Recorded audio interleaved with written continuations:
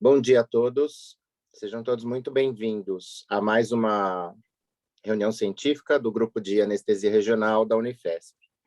Eu sou Alexandre Takeda e eu tenho o prazer de apresentar o Dr. Vitor, que é nosso aluno do curso de especialização em anestesia regional, que a gente chama carinhosamente de Fellow, e hoje ele vai falar sobre bloqueios e anticoagulação.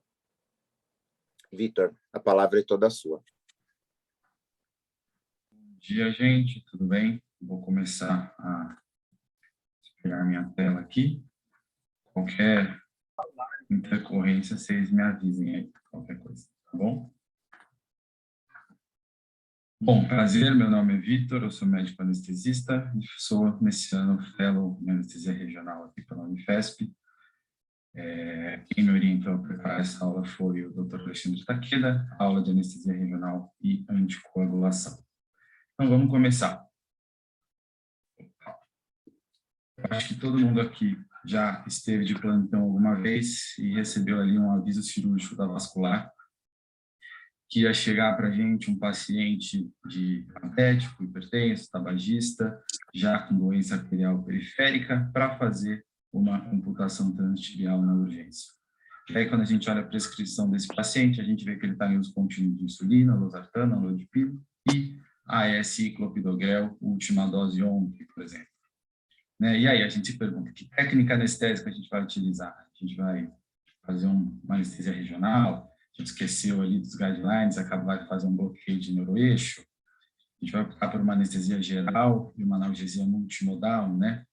E optando pela realização de algum bloqueio regional, a gente tem algum respaldo científico? A gente tem até mesmo algum respaldo legal para a realização desse bloqueio, né? E aí, buscando diretrizes, buscando guidelines, o primeiro que a gente encontra é a atualização de 2020 da própria SPA sobre anestesia regional no paciente anticoagulado, uma atualização do protocolo antigo de 2014. Só um parênteses antes, que a gente vai ver alguns níveis de evidência durante a aula. A maioria dos níveis de evidência aqui dessa diretriz estão na classe 1 e 2, né? Lembrar que a classe 1 é quando há uma concordância geral, se sabe que aquela é a conduta a ser tomada. Classe 2 é quando ainda existem algumas informações divergentes, algumas condutas divergentes entre sociedades, mas que se está no caminho certo. E os níveis de evidência, né? A maioria dos níveis de evidência que a gente tem são níveis B e níveis C, né? Que são de estudos que não são meta-análises, não randomizados, ou só alguns estudos retrospectivos. Mas tem a colinha aqui para quem precisar depois. E por que a gente fica tão preocupado quando a gente fala de anticoagulação e anestesia regional, né? O maior medo que a gente tem é do hematoma espinhal, né? O hematoma peridural. E por que essa complicação é considerada tão catastrófica? Não sei se aparece para vocês a pontinha do mouse, mas aqui é uma imagem da Naissora, que é a dura mater, o neuroeixo, porque se a gente tiver um sangramento nessa região, um hematoma nessa região, por ela ser pouco compressível, pouco complacente, esse hematoma vai gerar um efeito de massa, comprimindo raízes nervosas, comprimindo medula e comprimindo a vascularização aqui da região, podendo levar, se não abordado em tempo hábil, a uma perda de função definitiva desse nível para baixo, né? E alguns estudos, já quando começaram a ser feitos os estudos com anticoagulação e a anestesia de neuroeixo, foi visto que a peridural com catéter tem uma incidência maior de hematoma do que a peridural com função única, e tem uma incidência maior do que a anestesia. Esse primeiro estudo é um estudo americano, mais antigo, de 98. Esse aqui é um estudo europeu, já de 2004.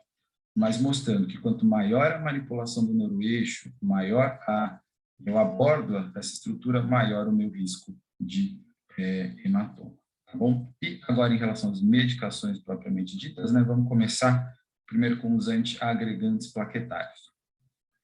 O AS e os anti-inflamatórios não esteroidais, né? Lembrar que eles atuam na COX, são inibidores de COX, que é um inibidor do tromboxano A2, que é um importante ativador plaquetário. Pela diretriz da SBA, não existe nenhuma contraindicação para a realização do bloqueio do neuroeixo em pacientes que estejam usando AS ou anti-inflamatórios. A única ressalva que eles fazem na diretriz é que pacientes em uso concomitante de AS e anti-inflamatórios tenham o anti-inflamatório suspenso previamente no pós-operatório, tá bom? Agora, os tienopiridínicos, né? Lembrar que os tienopiridínicos são antagonistas de ADP, que é um importante ativador plaquetário. Os tienopiridínicos se conectam no receptor P2Y12 e o mais conhecido da gente é o clopidogrel. A orientação é que seja suspenso de 5 a 7 dias para punção ou retirada do catéter. A ticlopidina, que é um menos utilizado, suspensão por 10 dias. Lembrar que os tienopiridínicos são os inibidores irreversíveis do ADP. Por outro lado, a gente tem os inibidores diretos do ADP, que por sua vez são reversíveis. Também atuam no receptor P2Y12 e o mais conhecido para a gente é o ticagrelor. Suspensão por 5 dias para punção ou retirada do catéter. Uma medicação nova dessa classe, que é o cangrelor, usado em pacientes internados de maneira endovenosa, suspensão por 3 horas para punção ou retirada de catéter. Uma observação nessa classe de medicamentos é que a diretriz orienta a não manter catéter de peridural durante vigência de tratamento dessas medicações, tá bom? Inibidores de glicoproteína 2B3A. Lembrar que 2B3A, esse receptor é onde há conexão do fibrinogênio nas plaquetas, né? Então você inibe mais uma vez a agregação plaquetária. É uma classe de medicamento utilizado mais para pacientes que vão fazer cineangiopulmonografia e vão passar por algum procedimento cardíaco, mas os mais usados, tirofiban e epitibá, esse aí, suspensão por 8 horas, ou o abciximab, suspensão por 48 horas. Uma orientação é, se a gente vai realizar um bloqueio de neuroeixo em pacientes que utilizaram essas medicações, dosar plaquetas previamente à punção. Tá? Agora, ainda na classe dos antiagregantes, os inibidores de fosfodiesterase, né? Eles atuam no AMP e no GMP cíclico, que atuam intrinsecamente no metabolismo plaquetário. O mais conhecido é o cilostazol, né? Cilostazol é uma medicação que até pacientes que vão passar por algum procedimento de varizes eletivo chegam lá para a gente no centro cirúrgico utilizando essa medicação. Por que ela é uma medicação que tanto atua na antiagregação plaquetária como gera uma vasodilatação? Então, os pacientes vasculopatas acabam usando muito essa medicação até para procedimentos mais simples, como uma varize, e a gente vai ter que discutir com o cirurgião o conduto que a gente vai tomar. A gente vai optar por adiar o procedimento e esperar essas 48 horas, a gente vai optar por uma anestesia geral. Essa é uma medicação que a gente acaba, às vezes, esquecendo que tem que ser suspensa, né? Então, reforçar aqui. Uma ressalva que eles fazem em pacientes em uso de dipiridamol e AS, tem que suspender o dipiridamol por 48 horas, mas pode manter o uso do AS, tá bom? Agora, em relação aos anticoagulantes, né? A heparina não fracionada, lembrar que ele é um ativador do antitrombina 3, que vai potencializar a catalisação, né? Vai inativar os fatores 2, 9 e 10 da cascata de coagulação. A via mais comum de administração, a endovenosa, né? Orientação é de suspender por 4 a 6 horas. A gente pode ver que é um nível de evidência 1A, medicação já antiga, bem conhecida. E agora, durante a pandemia do Covid, por causa da falta do Clexane, a gente viu o uso subcutâneo da heparina não fracionada aumentar, né? Uma via de administração não tão comum, uma absorção mais errática, mais prolongada. E a orientação em relação à via de administração subcutânea, os tempos de suspensão vão variar com dose total em 24 horas, dose nas últimas 12 horas, qual foi o total da última dose que o paciente recebeu, e os tempos de suspensão vão variar desde 4 a 24 horas. Então, o importante aqui na heparina não fracionada é de que seja individualizado para cada paciente. Pegue a prescrição, faça a somatória das doses, veja quanto foi a última dose que esse paciente recebeu, para individualizar caso a caso, tá bom? Lembrar das heparinas, né, tanto a de baixo peso quanto a não fracionada, podem induzir ao risco de plaquetopenia induzido por heparina, por atuarem no fator 2 da cascata de coagulação, e então a gente deve dosar a plaqueta antes da realização do procedimento, tá? Da punção de neuroeixo. Uma coisa que às vezes sempre surge dúvida, né? Pacientes que vão passar por uma heparinização intraoperatória. Por exemplo, pacientes que vão fazer uma correção de um aneurisma de aorta abdominal, a gente vai fazer lá uma peridural para analgesia. E aí, quanto tempo após a punção eu posso realizar a heparinização do paciente? A diretriz orienta 1 hora após a punção, a gente já está autorizado a realizar a heparinização, né? Que geralmente é o tempo de funcionar, fazer anestesia geral, posicionar, iniciar, até a heparinização já deu o tempo do bloqueio. E agora a heparina de baixo peso molecular, né? O Clexane, ou mais especificamente no receptor 10A, para nós já está bem estabelecido, dose terapêutica suspender por 24 horas e dose profilática suspender por 12 horas. Da mesma forma, por atuarem no fator 2, menos do que a heparina não fracionada, mas mesmo assim, é orientado a realizar dosagem de plaqueta antes da realização do procedimento. Esse risco de trombocitopenia é mais em pacientes que fazem uso por mais de 4 dias das medicações, tá bom? E para a gente, no nosso dia a dia, mais da anestésio, a próxima dose tem que ser feita 4 horas após a retirada do catéter de peridural, por exemplo, num paciente que está na enfermaria. Antagonistas de vitamina K, né? Lembrar que os fatores dependentes de vitamina K, 2, 7, 9 e 10, o mais utilizado, a warfarina. No protocolo da SBA, a orientação é que a gente suspenda por 5 dias a warfarina e aguarde a normalização do INR para abaixo de 1,5. Não adianta só a gente suspender, esperar os 5 dias e realizar o bloqueio. A gente tem que aguardar a normalização do INR. E também não dá só com o paciente em vigência, mas com um INR fora da faixa terapêutica, também realizar o bloqueio. Essa é uma medicação que tem divergência entre as sociedades, tá? A sociedade brasileira e americana são as orientações que estão aqui no slide. Por outro lado, a sociedade europeia dá uma maior flexibilidade em relação ao INR. Aguardado os 5 dias, eles têm uma tolerância ali um pouco maior com o INR, claro, dentro ali de 1,55, 1,6, mas não tão restrito como a nossa, abaixo de 1,5. Tá? Por outro lado, apesar de serem mais flexíveis com o INR, eles contraindicam a permanência de um catéter de peridural em pacientes em vigência de warfarina. Por outro lado, a sociedade brasileira e americana autorizam que o paciente fique com catéter de peridural em vigência de fumarínicos, desde que seja realizada uma dosagem diária de INR e esse paciente receba baixas doses de anestésico local. Né? Por que essa baixa dose de anestésico local? Justamente para a gente não ter um fator de confusão entre uma parestesia causada por um hematoma ou só uma parestesia causada pelo repique de anestésico local no catéter, né? Então, eles orientam que sejam feitas doses menores e menos concentradas, usando mais uma analgesia do que uma anestesia do paciente com esse catéter. E agora os inibidores mais seletivos de fator 10A, né? A rivaroxabana, o pixabana, né? Pixab-10A, o xarelto e a pixabana. Suspensão por 72 horas e a próxima dose pode ser administrada 6 horas após a retirada do catéter. Essa classe de medicamentos tem um antagonista específico, que é um Dexanet alfa, mas ainda não tem estudos que associem o uso do Dexanet para a realização de anestesia regional, tá bom? E agora, em relação a exames laboratoriais, né? Vários estudos com população obstétrica, com púrpura trombocitopênica idiopática, pacientes plaquetopênicos, mostraram que o risco de hematoma é pequeno, mesmo com contagens abaixo de 50 mil. Mas isso só é válido para pacientes que tenham uma atividade plaquetária preservada. Lembra que aquele paciente que usa alguma medicação que atue no metabolismo plaquetário e tenha uma contagem abaixo de 50 mil, isso não é válido, tá? Só para pacientes que têm uma atividade preservada. Já por outro lado, considera-se um número de 80 mil um valor acima de 80 mil, um valor adequado para função tanto peridural quanto tá? Agora, em relação à hemostasia secundária, o INR, valores abaixo de 1,5, já bem estabelecido, e os demais fatores do coagulograma, a gente tem um risco aumentado de sangramento quando a atividade está reduzida de 20% a 40% do normal. Tá?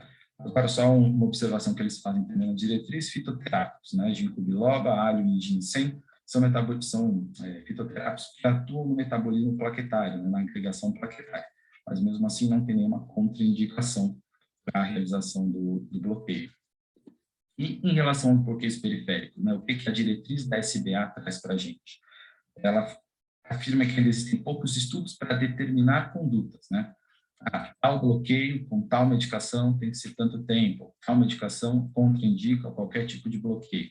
Mas, dos estudos que ela avaliou para a realização da diretriz, a conclusão que ela chega é que quando a gente tem alguma complicação com os bloqueios regionais, essa complicação é mais do âmbito hemorrágico, até um hemorrágico maciço, do que compressões nervosas como a gente tem no neuroeixo, né? Por serem as estruturas periféricas serem mais complacentes, tolerarem um volume maior, o paciente sangra mais e não tem a compressão nervosa. Então, qual a orientação que eles dão?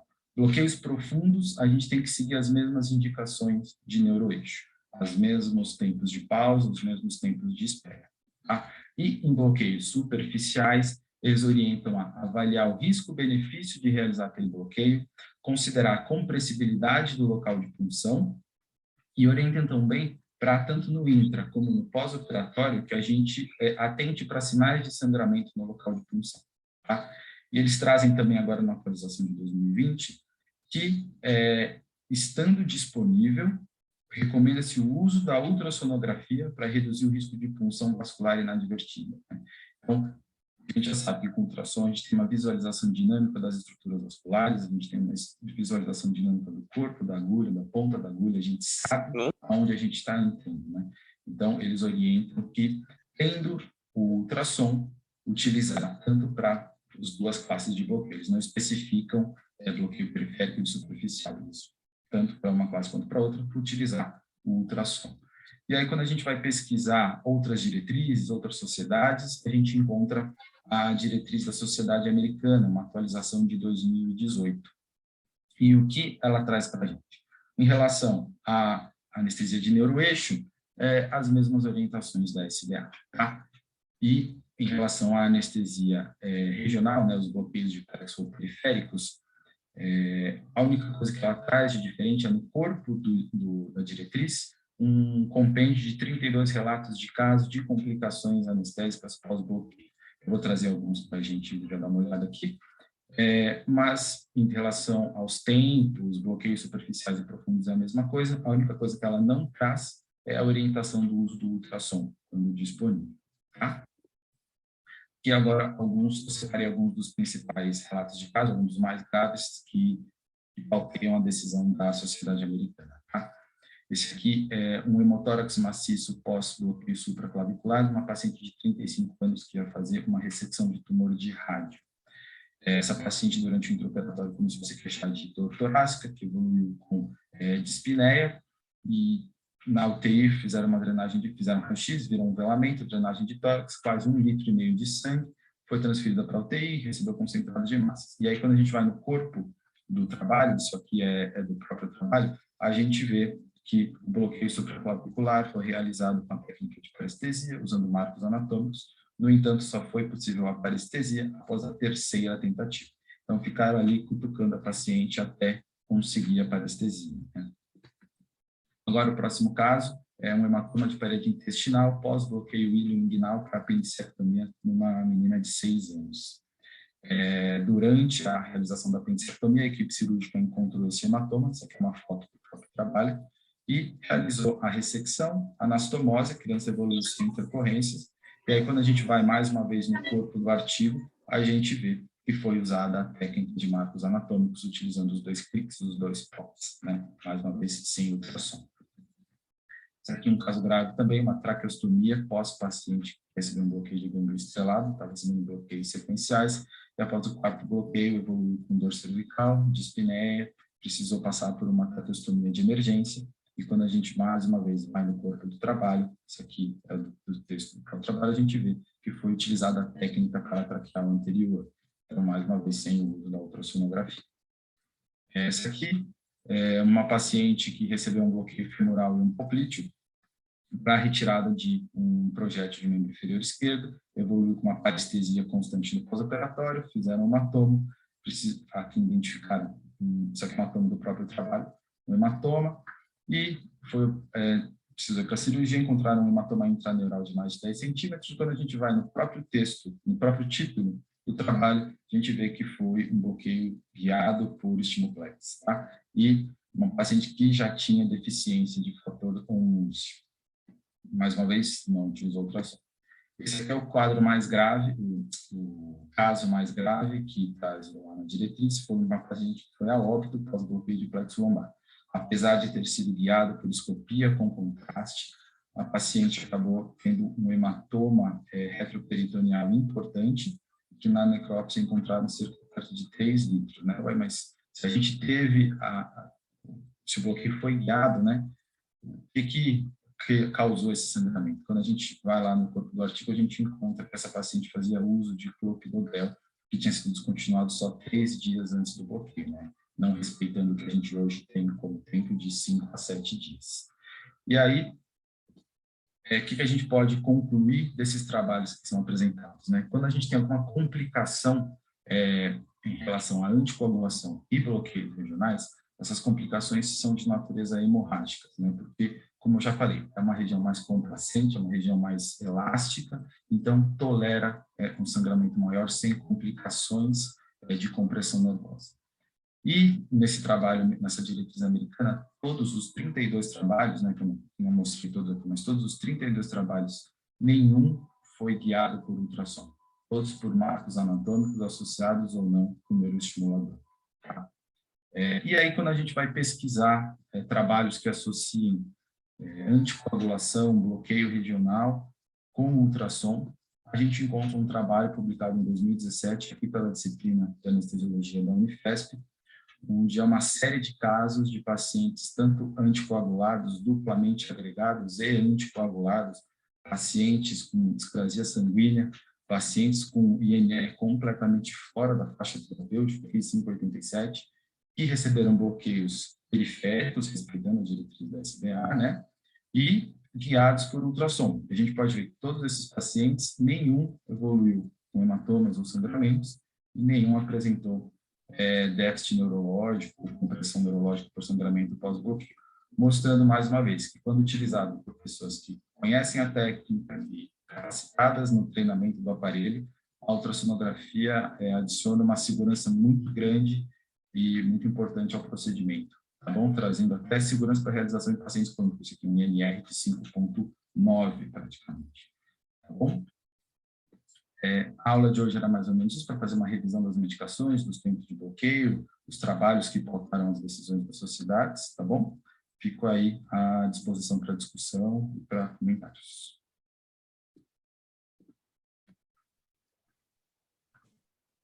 Parabéns, ótima explanação. Mantém gravando, tá, Victor, por favor? Sim. Queria parabenizar, então, pela disponibilidade. Acho que foi bastante elucidativo. A gente conseguiu discutir, né? Você conseguiu discutir bastante alguma coisa que é do nosso dia a dia, né? A gente sempre está de frente com algum paciente desse. E eu queria saber se a plateia, se tem alguém que está assistindo, gostaria de fazer algum comentário ou tem alguma dúvida. Vou deixar primeiro a plateia fazer a pergunta. Ale? Fala, Léo. Bom dia, pessoal. Eu vou só contar um caso rapidinho, dá tempo? 1 minuto e meio. Vitor, parabéns pela aula, acho que você passou bem, né? Eu acho que a anticoagulação, a gente hoje em dia tem que cada vez mais usar aqueles aplicativos, né? Porque são tantos fármacos, cada vez estão surgindo novos fármacos. Eu acho que aqueles aplicativos que dão o tempo, porque às vezes a gente confunde, né? Tira quando, põe quando. Eu acho que acaba ajudando, mas você com certeza fez um resumo muito legal desses fármacos. Agora, só em relação a bloqueio periférico, que acho que você também foi muito bem, a gente diferenciando bloqueios superficiais e profundos, fácil, difícil compressão. Mas o grande problema é que uma vez a gente descobriu que nem sempre todas as anticoagulações são iguais também. A gente tenta generalizar, a gente normalmente fala só sobre o bloqueio. Se o bloqueio for profundo, não faço. Se for superficial, eu faço. Se faço compressão, eu faço. Se eu estou com ultrassom, eu também faço. Mas a gente teve uma vez um caso, pediram para a gente ajudar numa paciente do GRAAC, e ela era uma paciente com uma leucemia, não lembro qual era, e ela fazia aquelas fases trombóticas, fases anticoaguladas, e ela estava numa fase trombótica, e ela estava fez uma trombose de membro inferior. Muita dor,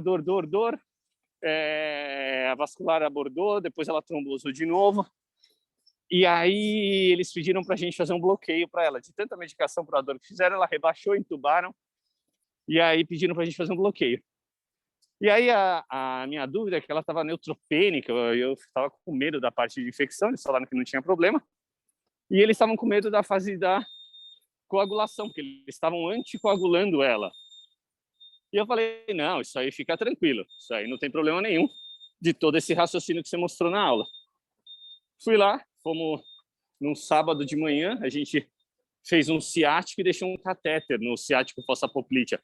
Paciente magrinha, ela tinha uns 30 quilos, era uma menina de uns 14 anos. E a punção super tranquila, o catéter dispersando super tranquilo. Daí eu orientei, aspira, faz a medicação. Por quê? Porque a ideia era deixar o catéter para conseguir estubar ela e manter a analgesia a longo prazo. O que aconteceu é que daí no sábado, 10 da noite, me ligam falando, doutor, está saindo sangue pelo catéter. Aí eu falei, fez hematoma com certeza. Porque não tinha nenhum vaso, eu não consegui fazer exatamente na fossa poplítea, porque ela tinha feito já a cirurgia, e eu fiz mais alto o bloqueio.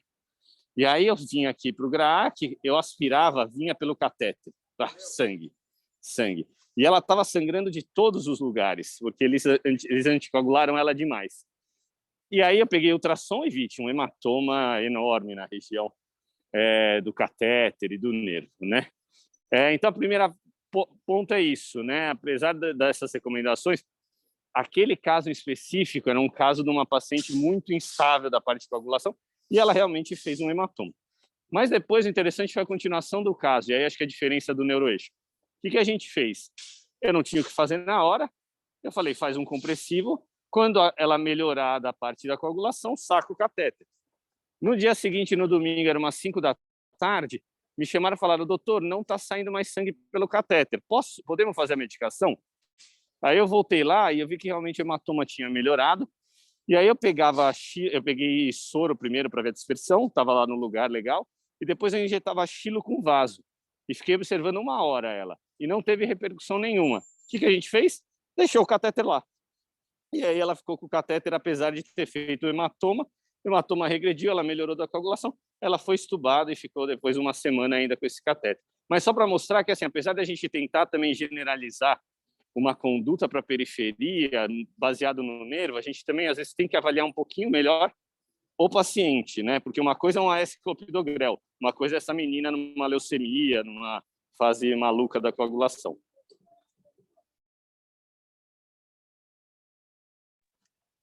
Eu acho que, realmente, Léo, toda vez que a gente fica diante de um paciente desses, a gente acaba vendo que é muito mais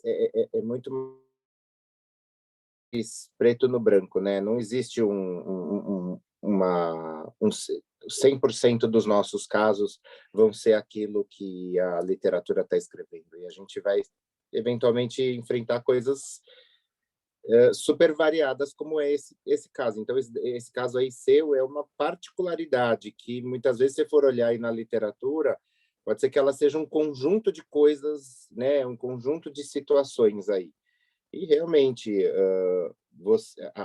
a conduta é uma conduta de prestar atenção, não é simplesmente, só porque agora está fazendo hematoma, vamos parar com tudo. Não, foi observado e deu para utilizar o catéter mais para frente. Isso é ótimo, né? Porque a gente não tirou a analgesia dessa paciente. Alguém mais tem alguma dúvida? Deixa eu ver aqui, ó. O Vital colocou para a gente. Paciente de 59 anos, anticoagulado com xarelto por FA de alta resposta. E teve um AVC cardioembólico com obstrução arterial de membro inferior esquerdo, com necessidade de embolectomia. Seria plausível um bloqueio periférico guiado por ultrassom femoral mais ciático na via poplítea? E a embolia seria para tratar a obstrução arterial do membro inferior esquerdo. Olha, Vital, eu diria para você que, frente a essa situação, eu acho que daria para ser feito sim, né?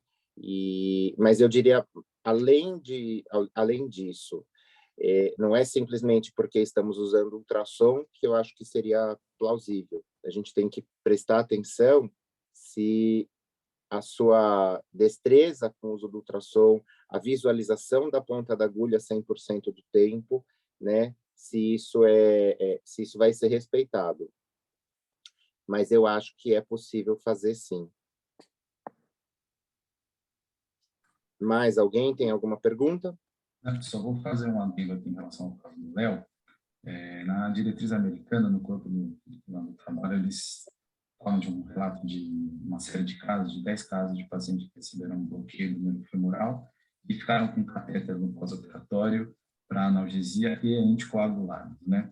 O que eles viram foi que todos os pacientes apresentaram equimose no pós-operatório, mas sem hematomas. Então, o que eles orientam é se atentar mais para o risco de sangramento em pacientes anticoagulados que mantenham catéter periféricos para analgesia no pós-operatório. Então, mesmo que não tenha sangrado na punção e no intraoperatório, se eles ficarem com o catéter no pós-operatório, atentar diariamente para sinais de sangramento. Isso que eles orientam também. Com certeza. Quando esse assunto começou, alguns anos atrás, a gente discutiu muito com a doutora Ryoko, né, a docente da Dora aqui da escola, sobre exatamente um caso do que é, como a gente trata um paciente com anticoagulado, com alguma discrasia sanguínea, porque naquela época, no ponto de vista dela, ela falava assim, a gente não faz nem injeção intramuscular em paciente anticoagulado, né? Se a gente parar para pensar, o risco de hematoma vai ser um hematoma dentro do músculo. A grande questão é que quanto músculo a gente está fazendo. Então, fazer uma injeção intramuscular no glúteo, que é um músculo grande, o quanto ele vai acomodar de volume, e não seria nem por uma questão, às vezes, de causar uma repercussão hemodinâmica, como foi aquele outro caso lá que, quando foi visto, tinha 3 litros dentro do espaço peridural, mas porque poderia, sim, haver mais consumo de fator de coagulação, poderia causar anemia no paciente. Só que hoje a gente fala, né, com o uso do ultrassom, isso pode ser levado para um lado mais fácil, a gente pode fazer bloqueios guiados por ultrassom e tudo mais, mas se a gente parar para pensar, o nosso bloqueio, mesmo guiado por ultrassom, ele também não passa de uma injeção intramuscular. Em alguns momentos a gente vai atravessar músculo, né? E a grande questão é, pode fazer? Dá para fazer? Agora, o caso do Léo é um caso que dá para você ilustrar bastante para fazer o bloqueio. O paciente evoluiu com um sangramento depois, né? Algumas horas depois do bloqueio, mas ele foi lá, escaneou e visualizou o hematoma, né? E depois, quando tinha parado de vir sangue pelo catéter, e aí perguntaram se podia voltar a utilizar o catéter, o que o Léo fez? Foi lá de novo com ultrassom, reescaneou Então, talvez entender que não é usar ultrassom só para fazer o bloqueio, mas é fazer o uso do ultrassom, né? Na verdade, aquela coisa da questão point of care que a gente chama, para acompanhar um paciente que possa ter tido alguma intercorrência. O André faz uma pergunta para a gente. Existe alguma informação sobre o paciente que realizou fibrinólise e o uso de bloqueio periférico? O tempo da fibrinólise era de 12 horas, um paciente com aneurisma de artéria poplítea com trombose, sendo indicado a amputação transtibial. Olha, André, podemos dar uma olhada, mas que eu me lembre, assim, em nenhum momento a gente viu alguma coisa relacionada com fibrinólise, não vi nenhum relato de caso recente na literatura. Nós mesmos da disciplina, algum tempo antes até dessa publicação da nossa série de casos, os nossos 2 primeiros casos foram pacientes. Um era um paciente da vascular e o outro era um paciente da ortopedia. O da vascular, ele ia fazer uma amputação e ele estava com anticoagulação, com ENR alterado, e o paciente da ortopedia ia fazer uma limpeza cirúrgica de joelho, também só que esse não estava nem anticoagulado, ele estava com discrasia sanguínea por conta da sepse, por conta de tudo. E nesses 2 pacientes nós fizemos bloqueios periféricos guiados por ultrassom, foi femoral e ciático.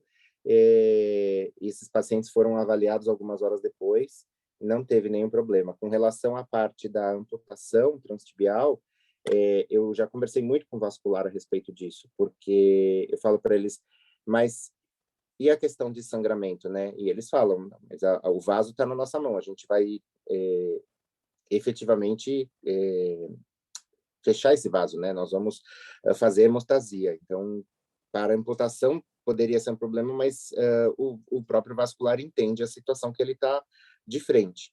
Então, seria mais pensando no bloqueio periférico. E eu acho que, diante disso que a gente discutiu aqui, seria uma alternativa muito viável usar o bloqueio periférico mesmo com paciente após fibrinólise.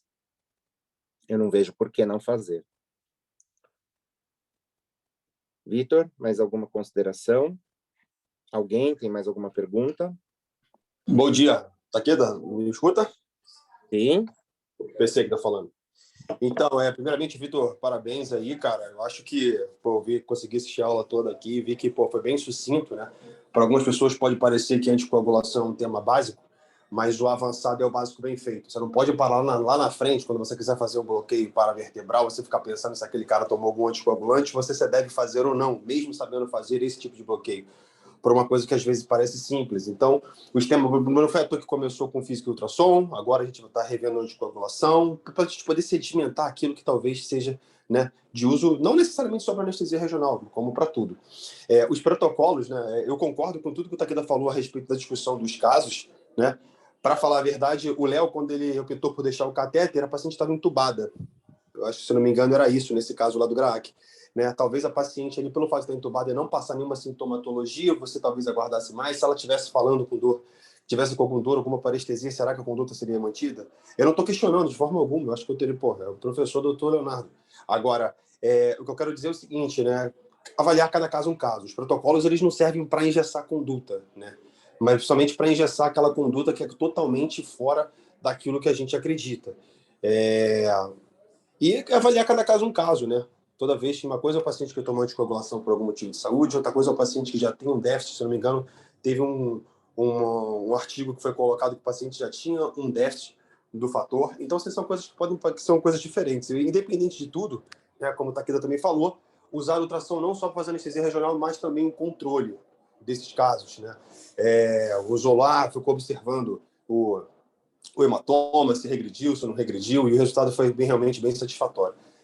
Não é para que você tenha um protocolo que diz que você possa fazer, você faz e vira as costas e perde esse paciente de vista. Então, parabéns mais uma vez, as discussões foram bem, os casos foram bem legais aí, e que venha o próximo.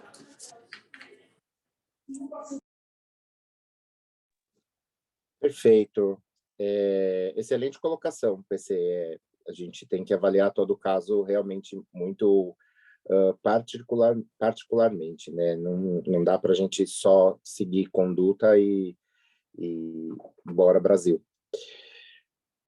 Pessoal, mais alguém tem alguma pergunta? Takeda, eu não tenho pergunta nenhuma, não. Eu só quero parabenizar o Vitor, que além de ter feito uma ótima aula, ele fez dentro do tempo e conseguiu fazer de uma forma dinâmica que deu espaço aí para discussão, tá bom? É muito bom a discussão, tá bom? Parabéns aí a todos. Bom dia. Bom dia, Cris, obrigado. Pessoal, depois a gente deve disponibilizar essa aula no nosso canal do YouTube, tá bom? A gente está preparando aí o canal do YouTube para todo mundo ficar ligado, antenado nessas nossas discussões, nessas nossas reuniões. Agradeço mais uma vez a presença de todos, agradeço mais uma vez, Dr. Vitor, parabéns pela sua aula, parabéns pela sua disponibilidade, e convido todos a ficarem sempre ligados nos nossos canais de mídias sociais para saber das próximas reuniões. Tá certo? Um bom dia a todos e muito obrigado.